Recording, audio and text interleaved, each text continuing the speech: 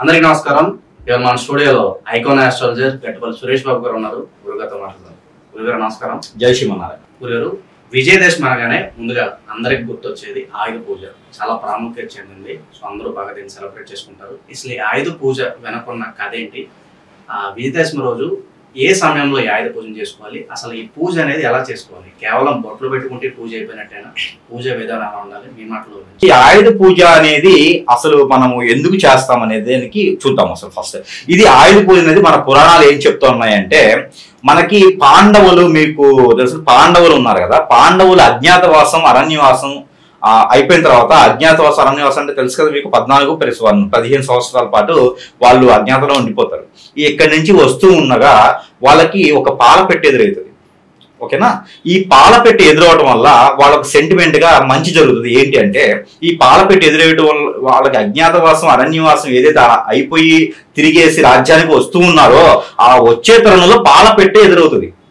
ఆ పాల పెట్టి ఎదురవడం వల్ల వీళ్ళలో ఉన్నటువంటి ఏదైతే సమస్యలు, వీళ్ళలో ఉన్నటువంటి క్వశ్చన్స్, మనం రాజ్యానికి వెళ్తాము, రాజ్యంలో మళ్ళీ పాలన చేస్తామా లేదా, ఎవరెవరు ఏమంటారు, మన మీద నిందలు ఇంకా పోయినాయా లేదా అనేటువంటి సంక్షోభంలో ఉన్నటువంటి వ్యక్తులు వీళ్ళు అనుకుంటూ వస్తుండగా, ఈ పాల పెట్టి ఎప్పుడైతే వీళ్ళ ముందుకు వచ్చిందో అప్పుడు వీళ్ళలో ఉన్నటువంటి మైండ్ లో ఉన్నటువంటి ఆ సంక్షోభం అంతా పోయింది. పోయేసి మైండ్ అంతా చాలా ప్రశాంతంగా అయ్యి వీళ్ళకి మంచి నడవడిక, మంచి బలము, అంటే మంచి ఆలోచన వచ్చింది. మనం తప్పు చేస్తే కదా, మనం చాలా ఇదిగా ఉన్నాము, మనం ఎట్టి పరిస్థితుల్లోనూ రాజ్యాన్ని పాలించగలుగుతాం, ఎవరు మనల్ని ఏమో అనరు, మనం ఏదైనా సమాధానం చెప్పగలుగుతాము అనే ఆలోచన వచ్చేసింది. అంటే పాల పెట్టి ఏంటంటే సూచికం, ఏంటంటే మంచి సూచికం అనమాట. అంటే వాళ్ళలో ఏంటంటే ఒక పాజిటివ్నెస్ తీసుకొచ్చింది. ఆ రోజు నుంచి వాళ్ళు ఏంటంటే ఏదైనా మంచి కార్యానికి వెళ్ళినప్పుడు కానీ, ఏదైనా మంచి పాలన చేయడానికి, ఏదైనా జీవోస్ రిలీజ్ చేయడానికి వెళ్ళినప్పుడు పాల పెట్టని చూసి వెళ్తే వాళ్ళకి శుభం కలుగుతుంది పాండవులకి. అందుకని ఆ రోజు నుంచి పాలపిట్ట చూస్తే మంచిది అని చెప్పేసి ఒక ప్రసిద్ధి ఉంది. ఆ రోజున అందుకని పాలపిట్టను చూస్తారు. వాళ్ళు చూసింది కూడా విజయదశమి రోజున. ఇకపోతే ఆయుధ పూజ విధానం ఏంటంటే, ఆయుధాలు ఆ రోజు ఇంకా వాళ్ళు వస్తుంటారు కదా, వచ్చినప్పుడు వీళ్ళు ఆయుధాలు అరణ్యానికి వెళ్ళినప్పుడు ఆయుధాలన్నీ జమ్మి చెట్టు మీద పెట్టేసి వెళ్ళిపోతారు. జమ్మి చెట్టు దగ్గరికి ఎవరు వెళ్ళరు అనమాట. అది ఎవరికి అవసరం ఉండే చెట్టు కాదని చెప్పేసి ఎవరు వెళ్ళరు. అందుకని వీళ్ళ ఆయుధాలన్నీ కూడా జమ్మి చెట్టు మీద పెట్టేసి దాచేసి వెళ్ళిపోతారు. వచ్చిన తర్వాత ఆ జమ్మి చెట్టులో ఉన్నటువంటి ఆయుధాలన్నీ తీసేసి, ఆ ఆయుధాలు దేనికి ఉపయోగిస్తారు? వీళ్ళు ఏమన్నా స్వార్థం కోసమో, వాళ్ళు బ్రతకడం కోసమో ఆయుధాలు ఉపయోగించరు. ప్రజల కోసం, లోక కళ్యాణాని కోసం. వాళ్ళు వాడే ప్రతి ఆయుధం కూడా లోక కళ్యాణార్థమే కదా.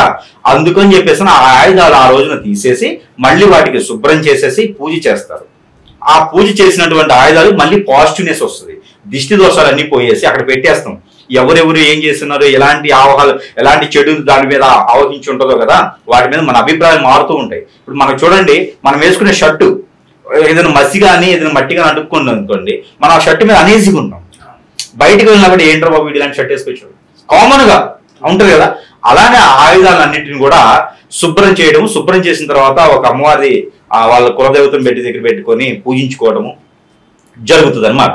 అలా జరిగిన దానికి వాళ్ళకి ఏంటంటే అప్పటి నుంచి రాజ్యాన్ని విడిపోకుండా, ఆ రాజ్యాన్ని సుఖశాంతులతో జనాలందరికీ ఉన్నత స్థాయిలో ఉంచేలాగా మాట పోకుండా ఈ యొక్క పాండవులు పాలించడం అనేది జరుగుతుంది అనమాట. అప్పటి నుంచి వాళ్ళు ఎదురు లేనిటువంటి రాజుల్లాగా పాలించారు ఆయుధాల పూజ అయిన తర్వాత.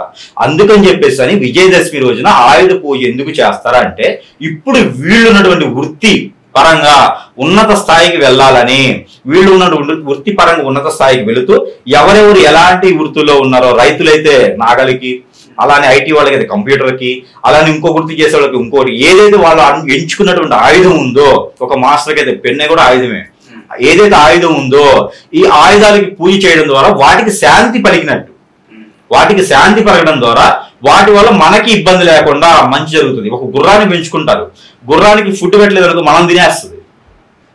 ఒంటిని పెంచుకుంటారు, ఫుడ్ పెట్టకపోతే మనం తినేస్తుంది. అలానే వాటికి ఫుడ్ పెట్టేశారు అనుకోండి, అవి మనకి నోటితో చెప్పలేవు కదా. ఇలాంటి ఆయుధ పూజ చేయడం ద్వారా ఎవరి కళ్ళు వాటి మీద ఉన్నా అంతటితో పోతాయి, దిష్టి దోషాలు ఏమున్నా కూడా అంతటితో హరించకపోతాయి అని చెప్పేసి అని విజయదశమి రోజున ఆ పాండవులు చేసినందు వలన వాడు మంచి జరుగుతుంది ఆ రోజు అన్నారు. కాబట్టి విజయదశమి రోజున ఈ ఆయుధ పూజ చేసి ఎవరికి ఎలాంటి ఇబ్బందులు కానీ ఎలాంటి అశుభం కానీ జరగకుండా ఉండేదానికి ఆయుధ పూజ చేస్తారన్నమాట. అంటే ఆ వస్తువు వలన మనకి ఏం ప్రాబ్లము, ఇంకొకరికి ఏం ప్రాబ్లం రాకుండా ఉండేదానికే ఆయుధ పూజ, దానికోసమే నిర్వర్తిస్తారు ఆయుధ పూజ. గురుగారు అలాగే ఈ ఆయుధ పూజని ఎవరి కాళ్ళు ఇండివిజువల్ గా చేసుకోవచ్చా లేదంటే ఒక పండితుల సమక్షంలోనే ఈ పూజ అనేది చేసుకోవాలంటారా? ఓకే, అయితే ఈ బండ్లు పూజలు ఇవన్నీ చేస్తారు, ఇవి కూడా మనకు ఆయుధం లాంటిది. ఇప్పుడు ఉన్నటువంటి జీవన శైలి ఏంటంటే బండి లేకుండా ఏం చేయలేము. గురుగారు ప్రత్యేకంగా ఆ రోజు అందరూ వాహనాలు పూజ చేస్తూ ఉంటారు, ఎందుకని ఆ ముహూర్తానికి అంత ప్రత్యేకమైన బలం వచ్చింది? దానికి వెనక ఏమైనా కారణం ఉందా? వెనక కారణం అంటే అదే విజయదశమి అనేది గట్టి బలమైన కారణము. విజయదశమి రోజున ఏంటంటే ముక్కోటి దేవతలు కూడా అందులో వాళ్ళు కోరిన కోరికలు తీరుస్తారు. ఆ రోజున సుఖ సంతోషాలతో ఉంటారు. ఆ రోజు అందరూ కూడా ఆయుధ పూజలు చేసేటువంటి పనిలో ఉంటారు. విష్ణుమూర్తి చక్రం కావచ్చండి, శివుడు త్రిశూలం కావచ్చు, వీళ్ళందరూ కూడా ఆయుధ పూజలు చేసేసే విధంగా ఉంటారు. అందరూ కూడా కాల్చి, ఇంకా వాళ్ళు ఏం చేస్తారంటే కొలిమిలో కాల్చి వాటిని మళ్ళీ శుద్ధి చేసే దానికి చేసిన తర్వాత పూజ చేసే విధానం ఉంటుంది. అప్పుడు వాటికి పొదును వచ్చింది అంటారు. ఇప్పుడు మనం బళ్ళు అవన్నీ ఏం చేయలేం కాబట్టి కడిగేసి పూజ చేయిస్తూ ఉంటారు. వాళ్ళ ఒక ఆయుధం ఈ రోజుల్లో ఉన్నటువంటి దానికి ఏంటంటే ఆయుధం కదా. ఆ బండి లేకుండా కొంతమంది పనులు ఏం చేయలేరు, ఫోన్ లేకుండా కొంతమంది పనులు ఏం చేయలేరు.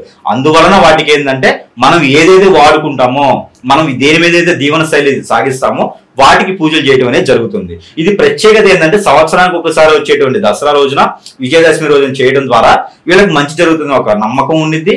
అలానే పంతులు గారి ద్వారా కూడా చేయించుకుంటే చాలా మంచి జరుగుతుంది. ఇంట్లో ఇండివిజువల్ గా కూడా చేసుకోవచ్చు. దీనికి మేజర్ గా ఏంటంటే మనం ఇండివిజువల్ గా చేసుకునే పని అయితే కూడా గుళ్ళో పంతులు గారి దగ్గర పిలిపించుకొని చేసుకునే పని కూడా ఎలా అయినా చేసుకోవచ్చు. మన ఒక నమ్మకము, మన ఒక సాటిస్ఫాక్షన్ ఎలా అయితే ఉంటుందో అలా చేసుకోవచ్చు. అలాగే ఇండివిజువల్ గా చేసుకునే లెక్కైతే ఈ కంప్యూటర్స్ కావచ్చు, ఈ బైక్స్ కావచ్చు, ఆ పూజా విధానం ఎలా ఉండాలంట? పూజ విధానం ఏంటంటే బంతి పూలు తెచ్చుకోవాలండి. బంతి పూలు మనం అనుకున్న దిష్టి దోషానికి మూలం కాబట్టి బంతి పూలు తెచ్చుకొని అలంకరణ చేసుకొని కనుక మనం కొబ్బరికాయలు అవన్నీ తెచ్చుకొని నారికేళం తెచ్చుకొని కనుక పూజ, నారికేళం అంటే ఒక కోలే ఉండేటువంటి చిన్న నారికేళం ఉండేది కొబ్బరికాయ, అది తెచ్చుకొని ఉంటే వాటి వల్ల దిష్టి దోషం పోతుంది. ఫస్ట్ వాటికి ఉన్న దిష్టి దోషం పోయిందంటే నరుడి దిష్టికి నల్లరాయి కూడా పటామంచులేదు. అలానే దిష్టి దోషాల వల్లనే ఎలాంటి ఆయుధం కూడా ప్రమాదకరము. ఈ దిష్టి దోషాన్ని తీసుకుంటే ఆయుధ పూజ చేసినట్టే, వాటికి దిష్టి తీయటం ద్వారా ఆయుధ పూజ చేసినట్టే. ఆయుధ పూజ అంటే ఏంటంటే దిష్టి తీయటమే ఇంపార్టెంట్. అక్కడ కొబ్బరికాయ దిష్టి తీసుకోవచ్చు, లేదా గుమ్మడికాయ. ఇక్కడ చేసేది విజయదశమి రోజున అందరూ గుమ్మడికాయలో దిష్టి తీస్తారు. గుమ్మడికాయ ఏంటంటే ప్రాసిద్ధి, కొన్ని సంవత్సరాల పాటు కూడా నిలవండగలిగింది ఏంటంటే గుమ్మడికాయ.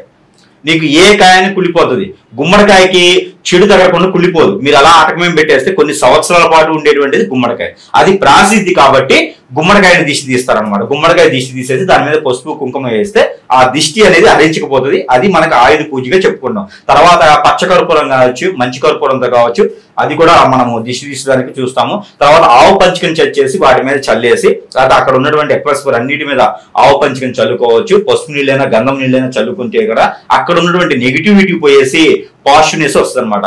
ఏ ఆయుధ పూజ అయినా సరే పాజిటివ్నెస్ వచ్చేదానికి మాత్రమే చేస్తారు. ఆయుధ పూజ అంటే అంతకుమించి చేయలేదు. వాళ్ళ యొక్క కుల వృత్తికి సంబంధించినవి కావచ్చు, వాళ్ళ జీవన శైలికి సంబంధించినవి కావచ్చు, ఆ దేవుని యొక్క సంవత్సరంలో పెట్టేసి వాటితో పాటు పూజ చేసుకునే విధి విధానాలు మనకి పూర్వం నుంచి ఉన్నది అనమాట. అవి కూడా చేసుకుంటూ ఉంటే కూడా చాలా మంచి జరుగుతుంది అనమాట. అది పూజ విధానం. ఆయుధ పూజ గురించి వాళ్ళు మాకు ఎన్నో తెలియని విశేషాలు తెలియజేశారు. నమస్కారం.